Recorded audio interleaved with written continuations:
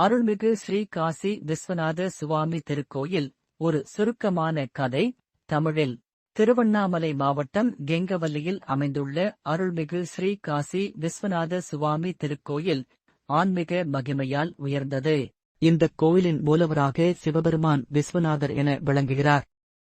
உடன் அம்மனாக விசாலாட்சி அம்பாள் அருள்பாலிக்கிறார். சிறிய கதை. பழம்பெரும் காலங்களில் சிவபெருமான் காசி நகரில் பக்தர்களுக்காக அருள்பாலித்து வந்தார். ஒருநாள் அவரது பக்தரான ஒரு முனிவர் தம்மிடம் நிகரான காசியை கண்டுபிடிக்க முடியுமா என்று கேட்டார். அதற்கு சிவபெருமான், காசி எனும் ஆன்மீக தெய்வீகத்தை கெங்கவல்லி என்ற பூமியில் காணலாம் என்று தெரிவித்தார். முனிவர் அங்கு சென்று தவம் செய்து சிவனின் தரிசனத்தை பெறுகிறார். சிவபெருமான் விஸ்வநாதராக காட்சி தந்து அந்த இடம் காசியின் மகிமையை தாங்கும் புனித தலம் என பிரகடனமானது. அதற்குப் பிறகு அங்கே விஸ்வநாத சுவாமிக்காக திருக்கோவில் அமைக்கப்பட்டது.